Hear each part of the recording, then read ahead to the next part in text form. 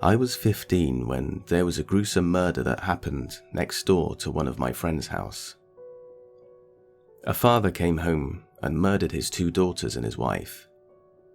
He shot the girls and beat his wife with a hammer until the cops showed up, and then shot himself as the cops were breaching the front door. Well, about a week later, we decided to go into the house. There was 5 of us, and we each started going through the house to see what we could find. A friend of mine, we'll call Dave, decided to bring his Ouija board to see about contacting any spirits in the home. At the time, I think we were all skeptical except for him. So we picked the master bedroom to do this in because it was said that that's where he beat his wife with a hammer. So we all put our finger on the board and start asking questions like, "Is there anyone here?" and "What's your name?" Just messing around. One of the girls with us just started crying out of nowhere, like instant, uncontrollable crying. She said she went from laughing and making fun of what we were doing to fear and sorrow. So we get her calmed down, and she doesn't want to play anymore. Meanwhile, I thought she was in on making it seem real, so I blew it off. So we go back to asking questions again. Still no movement with the board. I'm thinking this is a complete waste of time, so I get up and go to leave the room, and Dave tells me to say goodbye or whatever is there will continue to haunt me. I say whatever and go check out the other rooms in the house. I go into a room that was obviously one of the daughters' rooms and start going through things. I find a diary and start going through it while sitting on the bed. I won't say what was in it, but I will say that even to this day, I'm glad he died. As I'm reading this, I start to get mad because I want to bring him back from the dead, just to kill him myself. Then the door to the room slams shut. I jump up and open the door, but it didn't budge. I yell at the others to quit holding the door, and that this was no longer funny. I swear, the second I got in the word funny, it sounded like someone laughed behind me. So I spin around, ready to fight, and there's nothing. So I really start going through the room now. I mean, lights are on and I'm flipping over the bed and looking through the closet trying to find whatever it was that made that sound. I couldn't find anything. I go back to the door and try to open it again, and it swings open like normal. So I head back to the master bedroom to find all of my friends backed up in the corner, talking about how they had had the door shut on them, and it sounded like there was someone in the master bedroom talking. I listened, and you could hear what sounds like a mumble coming from there. So I walked over, yanked the door open to find nothing. So now I get really pissed and start yelling and screaming about how much of a piece of crap this guy was, and what I think about him, and what he did, and what I would do to him if he was still alive. Dave tells me to stop and look at the board. The pointer thing is tapping on the board. It's not spelling anything, just the pointy part of it keeps tapping where the yes is. Me still being somewhat skeptical at this point, I go off on all my friends, stating how they were all behind this and how terrible they are for doing this. I grab the pointer thing, which was still tapping on the board, and throw it out of the room as I go to leave. As I step out of the room, they all start screaming and running. I look back, and the pointer is back on the board, tapping on the yes again. I'm freaked by this point. I went instantly from being mad to freaked out. I go to grab the board and the pointer, but as I reach for the pointer, it slides from yes to no. I grab the board anyways and leave the pointer behind. I walk downstairs and into the kitchen because I planned on burning the board using the stove. That didn't work. So I turn to leave, and I swear to all that is holy, that man was standing in the living room, I run at him full speed. I figure whoever it was is going to get a beating for spooking me. I go right through it and into the back of the couch. At that point, I'm scared and decide it's time to leave. I run outside and see all my friends standing there. To this day, I still see him every now and then, just standing wherever and watching me.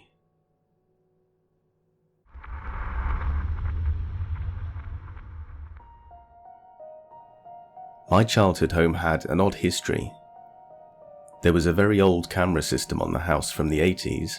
We were told that a man lived there once who was running from the FBI or something. The conclusion was unknown, but the house went to his family, who later sold it.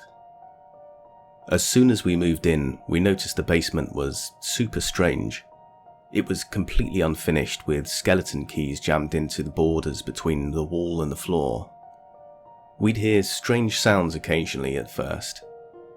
I started having dreams of gatherings of men in the basement, having business meetings or something, drinking, smoking cigars. I would often experience this sensation in my sleep, like someone had ripped my door open and is rushing in. But I'd wake up immediately to nothing. We moved in when I was 5. Flash forward to about 17 years old. My grandmother passed away. I was very close to her and hurt by this because I didn't really get to say goodbye, and I had a lot to tell her. I ignorantly decided to make a Ouija board, which turned out to be a really stupid idea, of course. It still affects me at 25. Don't do it. Anyway, I had lit some candles and tried to communicate with my grandmother, but had no luck. A few nights later, I'm sleeping soundly in my bed facing the wall. I suddenly get woken up by being shaken. I wake up immediately scared because I hear someone in my room, walking back and forth. I refused to turn around because of how freaked out I was, but I could see this person in my mind almost. I could hear the walking back and forth and the mumble and worry in this woman's voice, and I could see her in my mind walking back and forth as she absolutely looked crazed and distraught. She shook me again. I could tell that she wanted something from me, but I couldn't understand her, and this was beyond me. All of a sudden, all the way from downstairs, I hear an absolutely roaring statement, "Go away," that echoed throughout the whole house. As I'm laying there, still frozen and facing the wall, I noticed that the woman in my room was gone. I said, "Thank you, sir," and went back to bed. I felt protected by the spirit of this man on a few occasions, and he even showed me an experience that made me face the reality of suicide once. Totally freaked me out, but he taught me a lesson during a period that I was depressed. But that's a whole separate experience for later. I tried cleansing the house to release him later, unless he didn't want to leave. I hope his soul is at peace.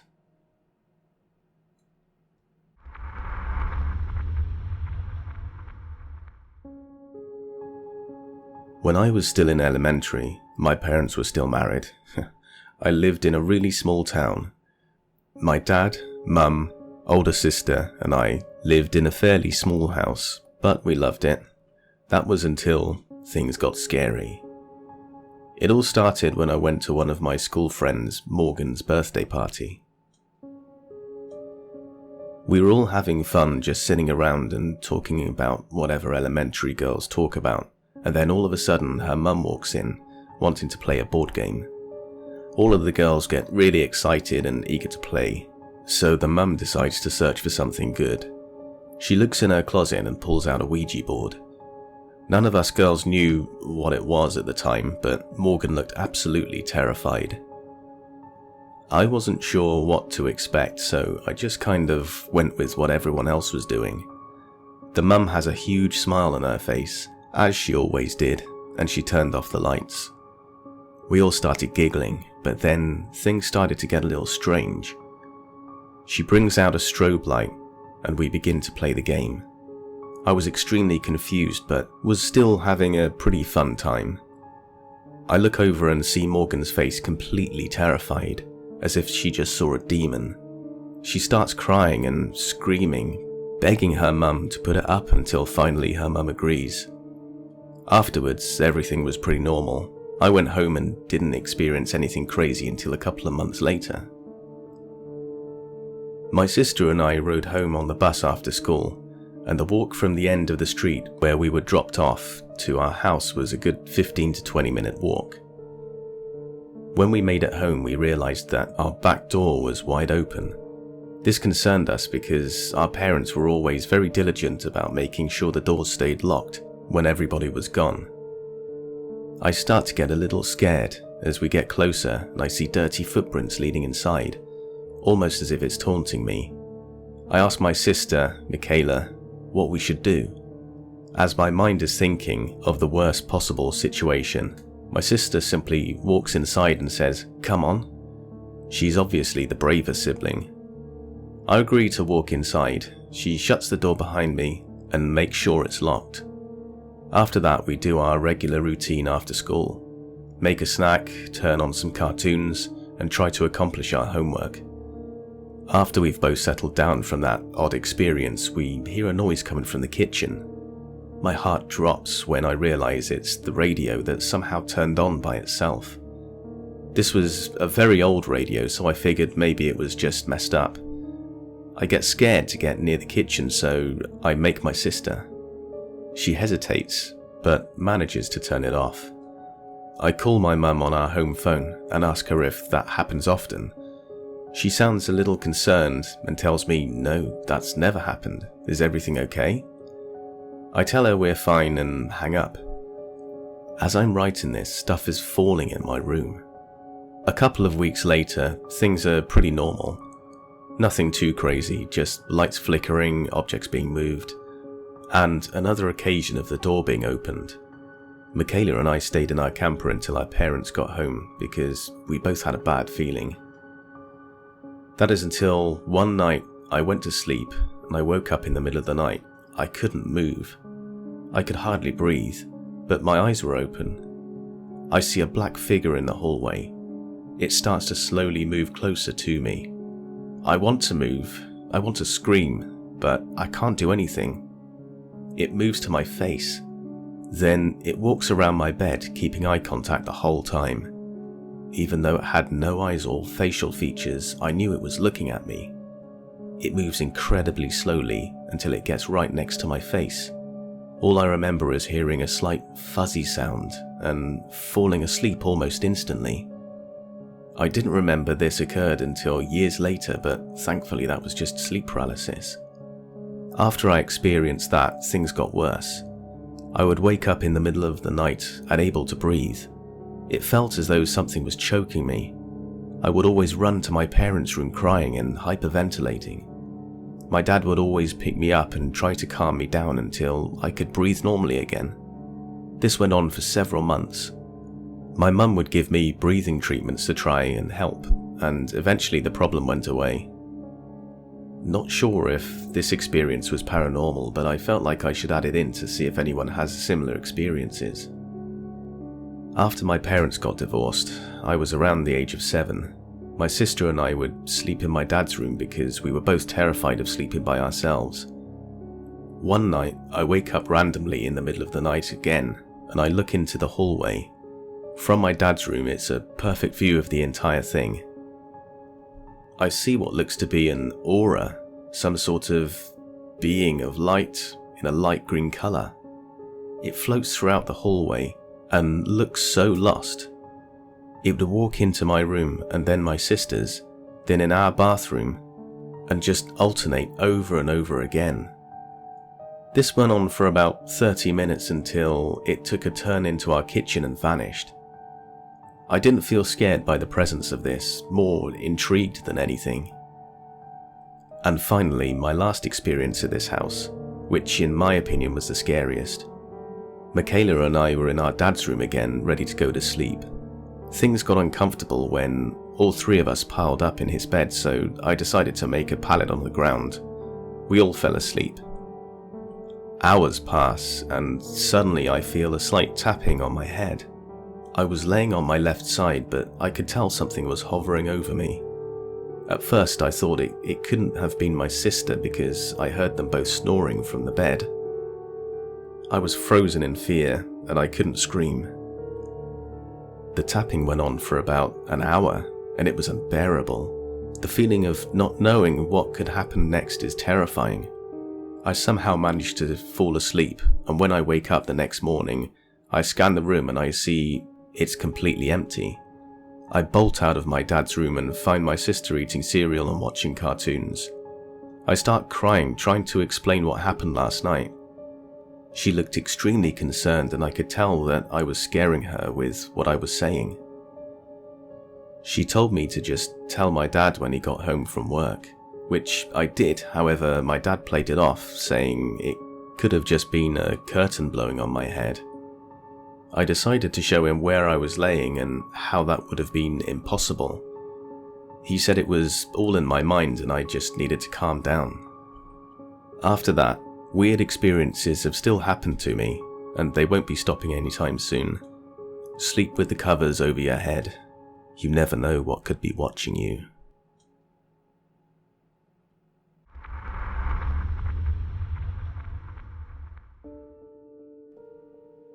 Okay, so this was probably 15-ish years ago now. When I was in high school, my group of friends used to spend a lot of time at a particular friend's house because it was huge. It was also quite an old house, but his parents were cool with us basically taking over when we were there. We'd make dinner for about 10 people, stay up late listening to music and playing video games, and they never minded. Anyway, one evening we're all sitting in his room watching TV. It's dark and the lights are on, but the curtains are open. Suddenly, two different people on opposite sides of the room jump like they've been startled and look around. Both of them explained that they saw in the reflection of the window, on the second floor FYI, somebody walk across the room. None of us had moved. It freaked a few of the girls out and we had to calm them down a bit. Flash to a couple of weeks later, we found a pack of cards in our friend's house that had letters on them. Somebody suggested that we could use these as a Ouija board and figure out if our friend's house was actually haunted. We got a big wooden board, I think it might have been the top of a table once upon a time, arranged the cards in a circle with an extra 2 homemade yes-no cards, got a glass, and off we went. It started to answer questions, telling us it was a man who had lived in the house and who died there. We asked when he died and just got the answer, long.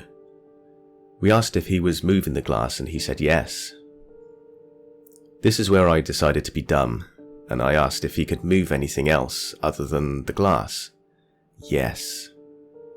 We all paused and listened for something moving, but nothing happened. We asked if it had moved something.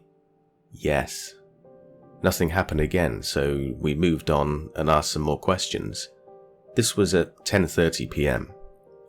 After a while longer, we said goodbye. I think at least one of us was aware enough about Ouija board lore to know we had to close the conversation properly, and then a little later we all went home. A little spooked, but enjoying it nonetheless. I walked home with another friend who lived nearby. As I walked in my front door, my mum called through to me to be careful in my room because a mirror had fallen off the wall earlier, and they weren't sure if they'd picked up all the bits of glass. When I asked when this happened, she told me, oh, about 10:30. The same time I asked the spirit to move something.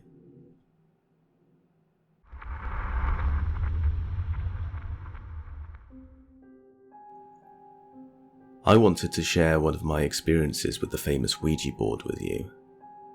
Over the years, I've tried it a few times. Mostly nothing happened, but there were moments it actually worked. And there was one that was really special. I thought this experience might be interesting for some of you. But before I begin with the story, I wanted to mention that a Ouija board isn't a toy. Many people, also the people in the story, try it for fun. They think that it's a game.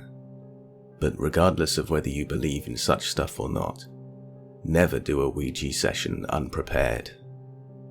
It happened 6 years ago, when I was 17. It was Halloween and my girlfriend and me attended a Halloween party. We had a lot of fun there. As it became very late, A few people had the idea to try out a Ouija session because someone brought a board to the party. I did a Ouija session with my aunt before, in which we tried to talk to a certain person, but sadly nothing happened, and I was a bit drunk, so I thought it would be fun. My aunt would have been absolutely angry with me because you always should do a Ouija session with a clear mind. It could be a bad idea when you're drunk or high, but being drunk wasn't our only mistake. Again, when you're doing a Ouija session, then always be prepared. Inform you, do it with a practiced person, buy frankincense and candles, prepare questions and do it with respect. You don't know what you could bring into this world, and it could be dangerous. But let's go back to the main story. In the end, we were 6 people that wanted to try it. My girlfriend and me, 3 other ladies, and a guy that I will call Norman for this story. It isn't his real name. The Ouija board belonged to Norman, but he hadn't tried it before. We went into a quiet room so the other guests couldn't disrupt us. So we were sitting in this room, which was only lit by 2 phones, and we thought it would be the fun of our lives. I don't know anymore how long we were sitting in this room and yelled questions against the board. 2 of the 3 girls became bored and decided to go back to the party. That is also a big mistake. Never break the circle when you're doing Ouija. Well, in the end it was just Norman, the other girl, my girlfriend and me who tried to summon a ghost. We asked questions again and again, and then something happened. When Norman asked for the 100th time if someone is there, the planchette began to move slowly. We did it. Finally, we had contacted something. Norman then asked who the presence is that was in the room with us. We got a name. Luca. Norman was very happy that something was happening and he went on talking to Luca. A few moments later we find out that Luca was a little 8-year-old boy. At this point I got a bad feeling. My grandpa was a demonologist and did research with paranormal and occult things like ghosts, demons, and other things to find out more about. In his notes he mentioned that evil entities like demons often like to disguise themselves as little children, because they seem harmless, and so was Luca, harmless and friendly like a little child. Norman had a lot of fun talking to the boy, but soon the other girl and my girlfriend also noticed something was odd. The whole atmosphere of the room was just bad. Then one of the phones broke. It belonged to my girlfriend and was a new one, just a few weeks old. I said to Norman that it would be best if we stopped this, but he didn't listen. But after a while, we didn't get the right answers anymore. The planchette just moved to random numbers or letters, then didn't make any sense. Also, a weird sweet smell came up in the room. It didn't smell good, it was disgusting sweet. I remembered what my aunt told me about Ouija sessions and the answers you can get. When the answers to your questions don't make any sense, then you should stop immediately, because the thing you called is mocking you at this point. It could be stupid to go on. Finally, Norman also decided that we should end this because he was annoyed. But you can't just go and leave the board there. You have to ask the entity you're talking with if you can stop the session. But every time we asked, the planchette was moving to no, and something like that can be a huge problem. The thing was mocking us and we became a bit afraid. Norman and the other girl wanted to go, but they could be persuaded to stay a bit longer. Luca's game took longer than we would like. Every time he responded with no or senseless letters or number combinations, but finally he responded with yes. We could say goodbye. It was truly bizarre how the atmosphere changed after that. It wasn't threatening anymore, and also, the disgusting sweet smell was gone. The girl left without a word to us, and Norman was very scared after the whole experience. Days after I saw Norman again. He didn't look very good, like he was sick. We talked a bit and he told me that he got rid of the Ouija board. He said that he had had terrible nightmares after that, and that he had always had the feeling something was watching him. He's better without the board. This was the only Ouija session I had where something like that happened. The other ones were very harmless, interesting but not spectacular, and hopefully Luca, the little boy, is back where he belongs.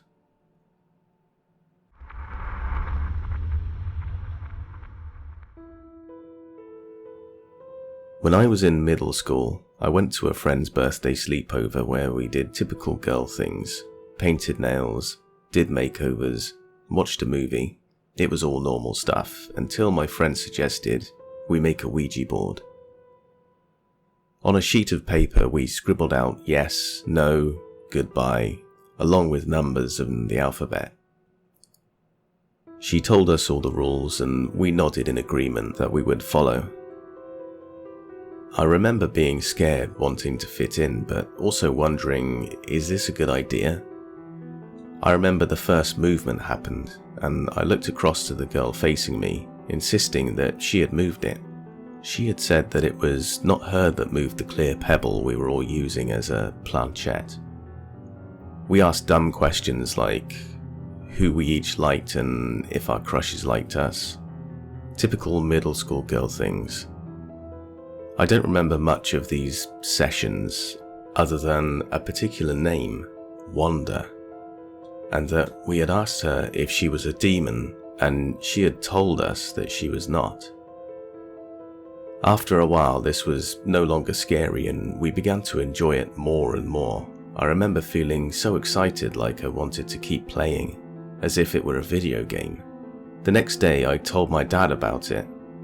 My family was pretty open-minded about those things, so he wasn't mad or ashamed, he just wanted to make sure we were all safe about it. Fast forward and I was in my first year of college, and I was over at a friend's place for her birthday, and she had talked about how she found a Ouija board and we should try it. I was a little hesitant, as I now realized the true implications of them. We eventually started setting boundaries, but I was still hesitant to believe that the planchette was moving. My friend asked questions like, when's my birthday and what's my name? I shifted to questions not about myself, tending to ask about the entity rather than me. My friend suddenly asked if the spirit knew my deceased grandfather's name, and it spelled out L-O-U-I-S.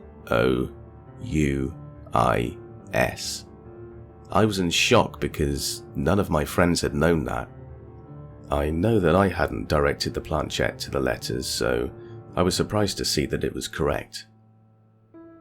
Later on, another friend of mine had said that she had felt something grab her foot under the table. I was right next to her and I didn't feel anything. At that point, I'm like, let's say goodbye and call it a night. It was just all too weird. I've never had a truly bad experience, but it's still very creepy to say the least.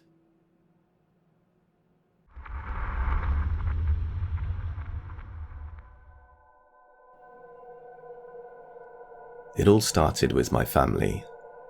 My aunt had purchased a Hasbro branded board from Hastings. My aunt, several cousins and friends partook in what we thought was benign fun. We had our fair share of good and bad. We almost always used candles, but occasionally we would use a black light. When actually reaching an entity or spirit, the black light would begin to exhibit a very noticeable spiral within the light itself. At first, everything seemed like a story that went great. We all played often with no ill incidents. That period would occasionally turn for the worst. Then we would put the board away for a few weeks. Nothing ever happened that we feared enough to let it go forever. In one instance, 2 of my cousins and I decided to see if we could talk with our grandmother. My mum believed that the board was undoubtedly evil. That was until we asked personal questions that none of us ever knew. We went through several sessions, then it dawned on us.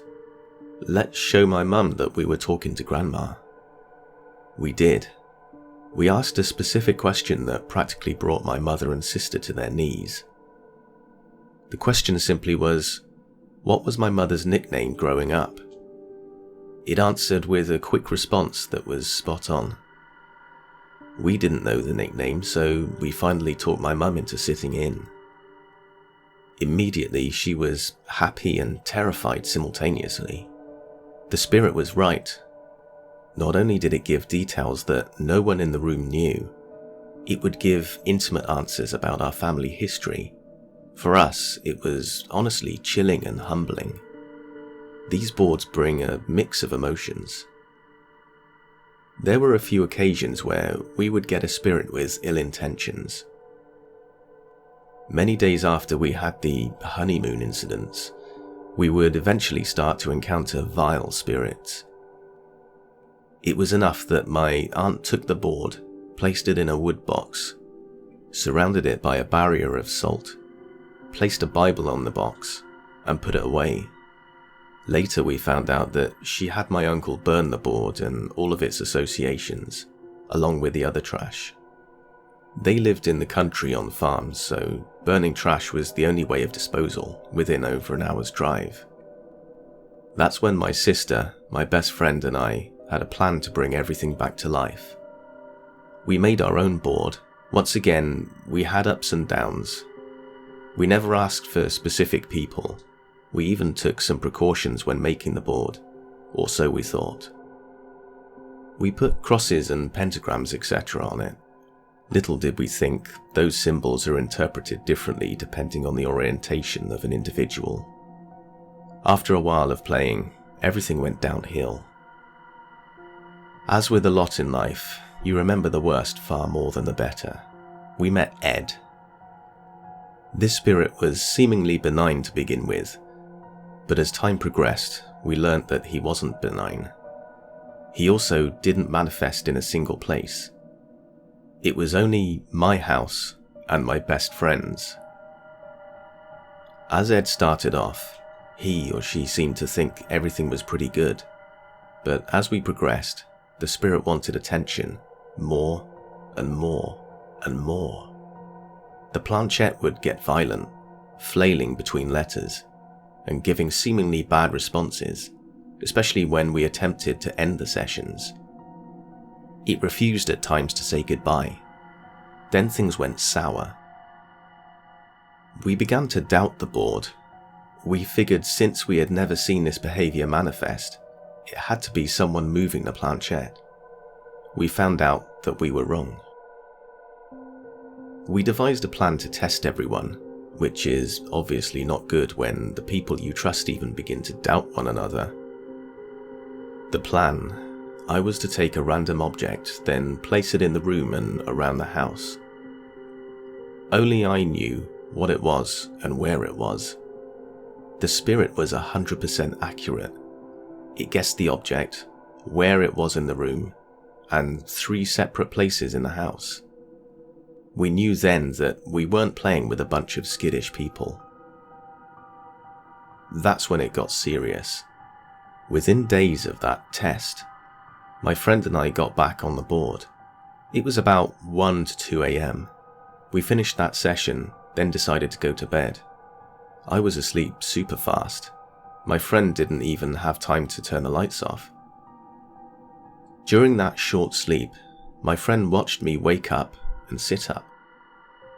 I began punching my nose repeatedly. Then there was a knock at the door. Blood was pouring from my face. When I came to, I didn't know what was happening because the blood was everywhere. My friend answered the door at 2 to 3 a.m. It was the cops. I panicked and grabbed a rag. His little sister, 12 then, was picked up by them with her friends, and I told them I had a bloody nose while sleeping. His parents were out of town, so they made his sister and her friends stay there. Everything was normal for the rest of the night. A few days later, we picked up the board again. This time would be the last incident we ever used the board at my friend's house. It started like normal. We unfortunately got Ed again immediately. Except this time, goodbye wasn't allowed by the spirit. We told him we had to go, then the planchette kept violently doing a figure of 8, then would stop at no every time. We had to do something. While the board was still going non-stop, we decided we would stand up, turn the lights on, then run for the door. That would be a mistake.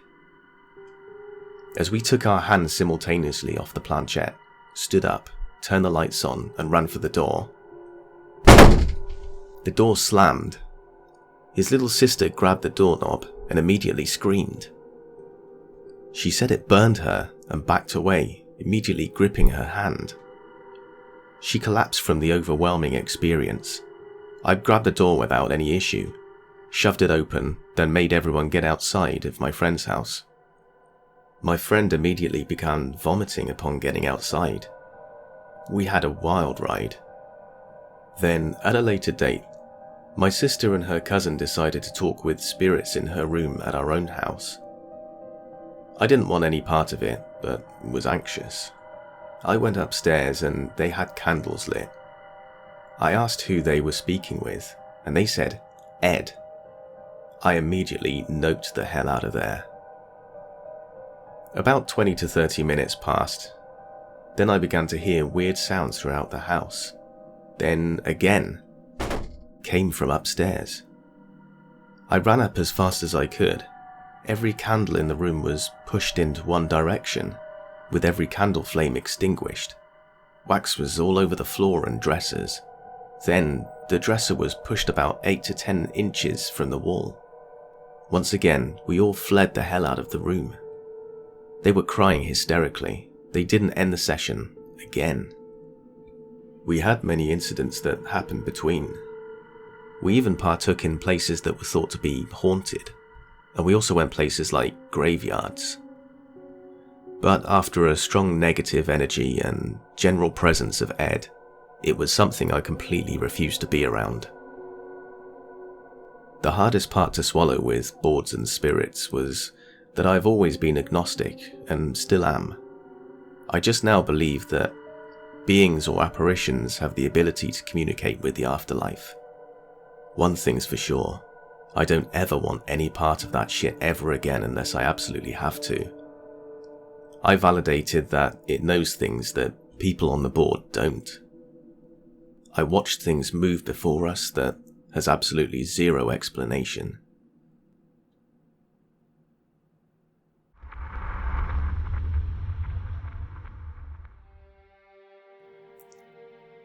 My mum and I did a total of 2 sessions.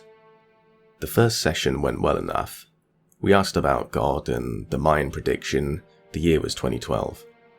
It told us God and angels existed. In response to our question, what's going to happen at the end of the year, it responded, God. When my mum asked for advice, it said, rest. Whoever we were speaking with said it had a sense of humour and said it was a good spirit.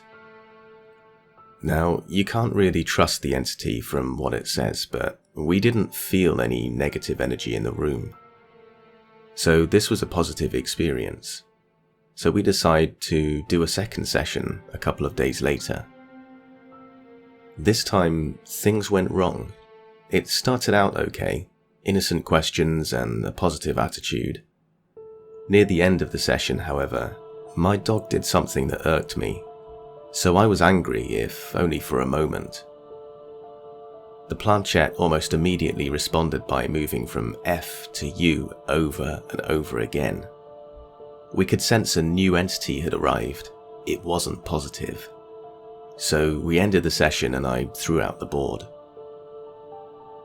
Over the next week, we both experienced a sort of possession. Myself, I experienced suicidal thoughts and deep depression. I remember driving home that week and feeling an undescribable urge to crash my car and kill myself while on the interstate. I remember feeling as if something was using my own hands to turn the car steering wheel. Now, at the time, I lived with my mum and was unaware that she was experiencing similar thoughts and feelings. Well, I got home one night and noticed my mum was in her bedroom with her door closed and light off. This was odd and I became concerned, but only briefly. Then that concern turned into anger and hatred. Hoping my mother was dead. She deserved it. Fuck her. The next morning, it all came to a head.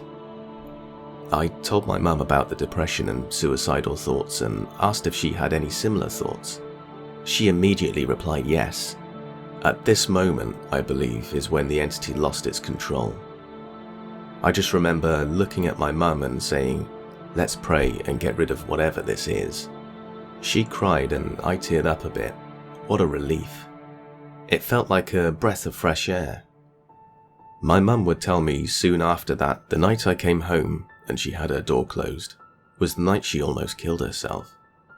She had a bottle of medicine beside her bed, but used any willpower left to stop herself. The entity left us, but unfortunately visited those that we interacted with. A classmate of mine began acting very strangely with a blank stare.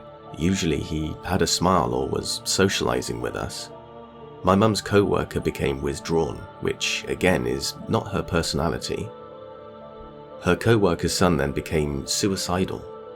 Each of these episodes lasted for about a week per person.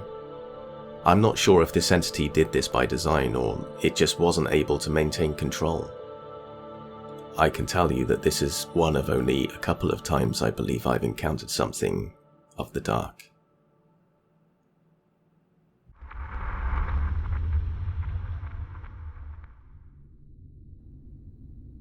Last night, my identical twin sister decided out of boredom to make our own Ouija board and try to connect with the dead.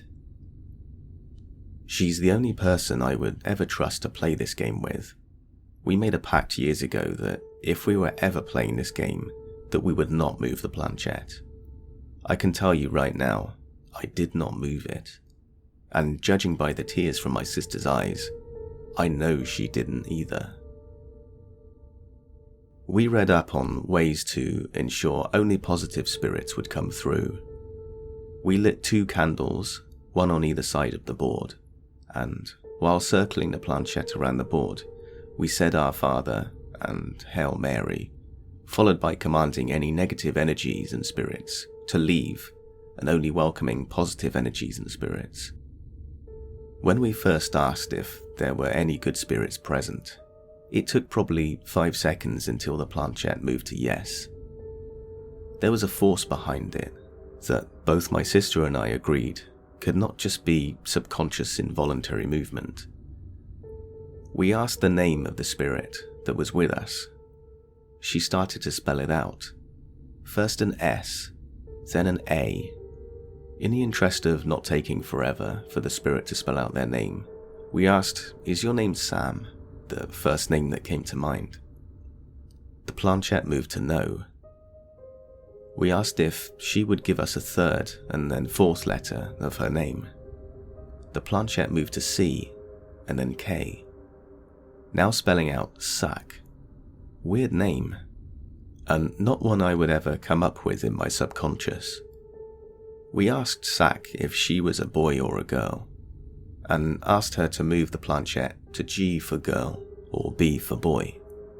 She moved the planchette to G.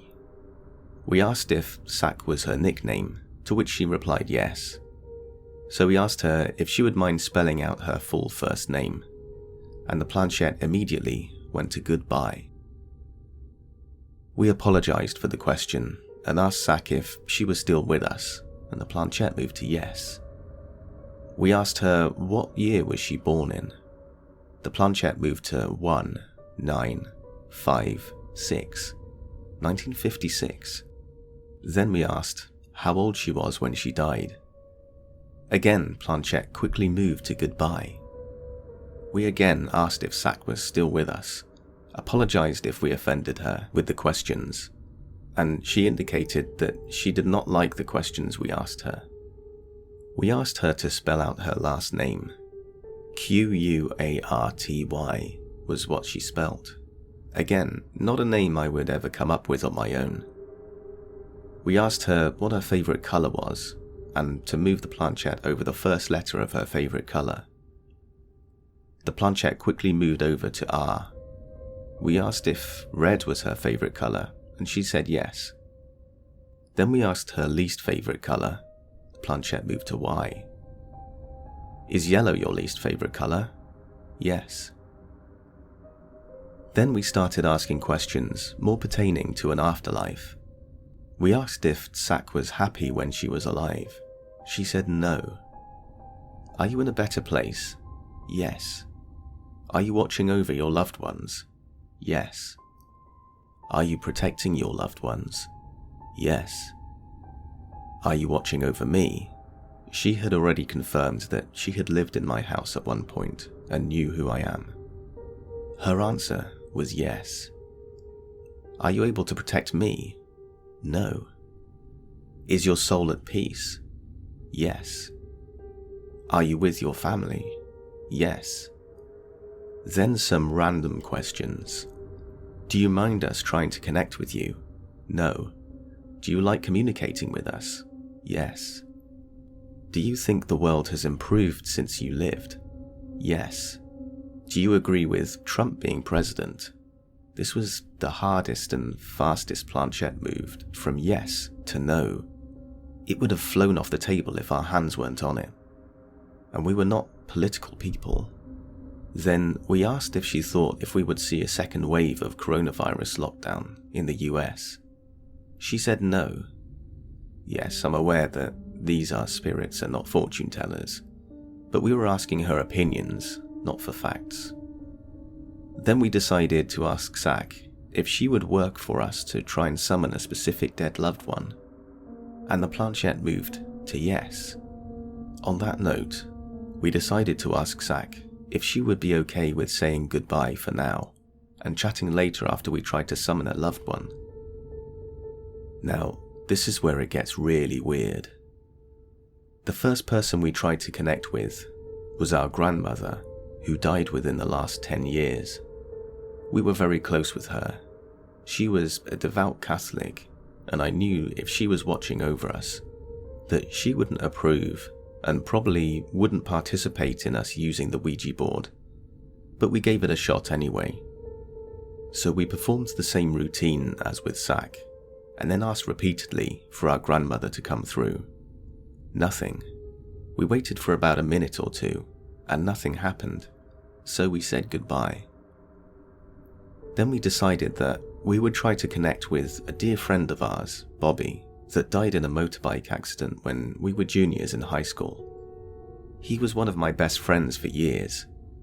Again, we started off the same way as with Sak, saying the Our Father, Hail Mary, commanding negative spirits to leave, and summoning Bobby. We asked if Bobby was present. Again, this took a few minutes, but eventually the planchette moved to yes. My sister and I both started crying. Are you in a better place? No. My sister and I looked at each other, both pale as a ghost. That was not what I wanted to hear. Are you watching over your loved ones? Yes. Are you watching over us? No. This was such a blow to the gut. Again, not an answer I wanted to hear.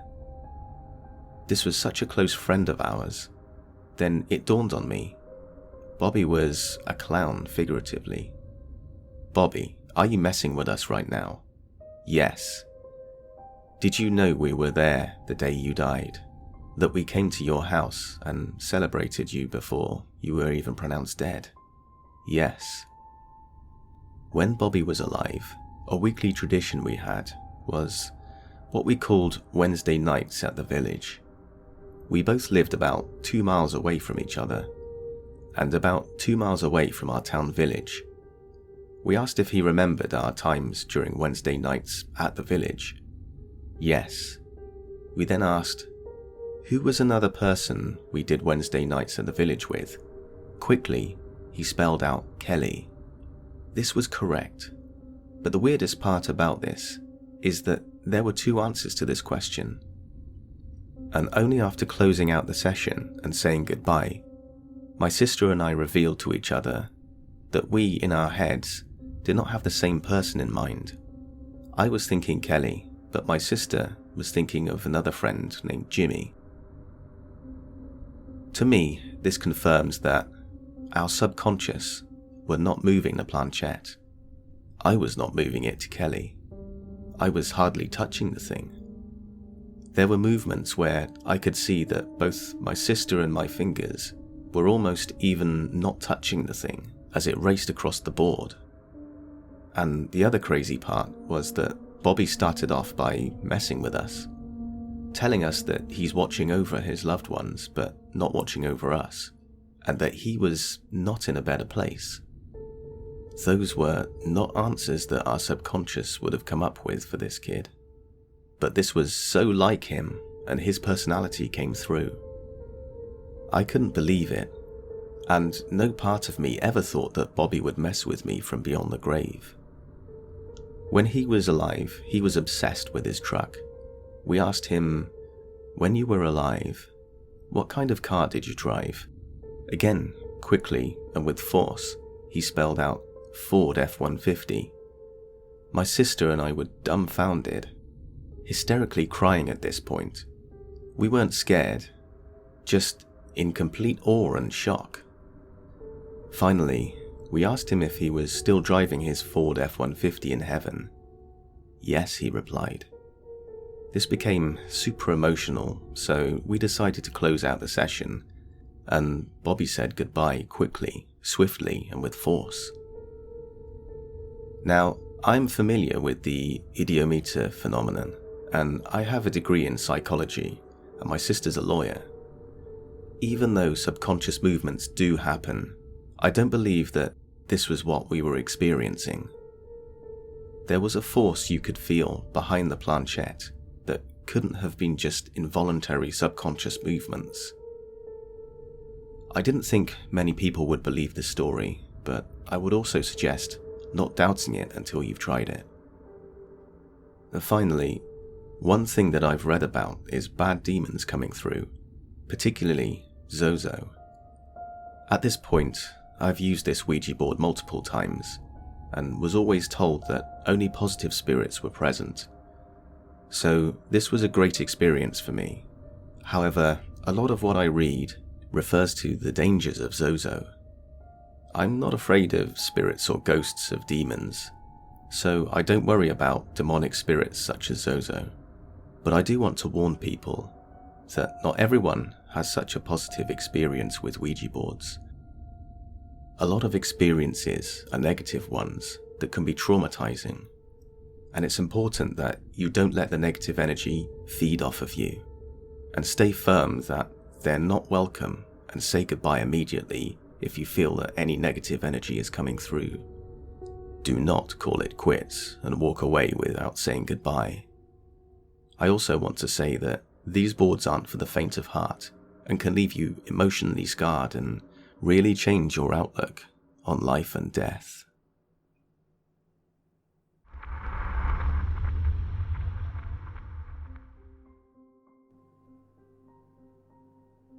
This happened to me about 6 years ago, when I was just out of high school and still living with my mum in her apartment. So, at this point in my life, I wasn't sure what I believed in. I wasn't religious, not quite an atheist, and too indecisive to say I was even somewhere in the middle. Like what I imagine most open-minded think, I needed to see something to believe it. So naturally, I bought a used Ouija board off eBay for $20. I used it off and on again for a couple of weeks with friends. Nothing interesting really happened. I have no prior experience with this stuff, and was going off a list of rules I found somewhere off a Google search. After some point, I ended up putting the board away for a while, believing I either wasn't using it properly or there was nothing to see. Of course, I came back to using the board after I saw something that said proper use requires a boy and a girl, with the board on each other's laps and knees touching. I got my younger sister to join me, and we both sat in the middle of her room with the lights off and some candles lit around. We did as the thing I read online said to do. Okay, at this point in retrospect, I think either I was delusional or I was in contact with something through the board. Me and my sister spoke to several spirits. We asked stuff like, where did you die? How old were you when you died? When? What did you do in life, etc. Nothing very exciting, but at this point, me and my sister were having a good time. Until I noticed something odd between two spirits we spoke to back. They gave us similar answers to questions we had asked both. I can't remember what, but something like, what year did you die? And the answer was 1985 for both. Again, I can't remember exactly what the question was. After noticing that, I mentioned it to the board in the form of a question. The last spirit we spoke to gave the same answer. Are you the same spirit? The planchette, being touched by both me and my sister, moved across the board back and forth between Z and O. Every question we asked afterwards would end with that response to no end. Z-O, Z-O. After talking crap to the board replied F-U and spelt out the expletive, and it spelled out B-U-R-N. It said it wanted to play card games. It said that it liked me the most. When we asked the board why it liked me the most, it replied F-E-A-R. After our round of questions, the board decided to go back to saying Z-O, Z-O. No joke, I was creeped out and a little unnerved. This would be the last time the board was used. On some Google searches, I saw a method of getting rid of Ouija boards that was so stupid I was sure it was the right thing to do. This isn't exactly what the search I had found said, but it's what I did. Firstly, break the board into 7 pieces. Dig 7 holes in the ground.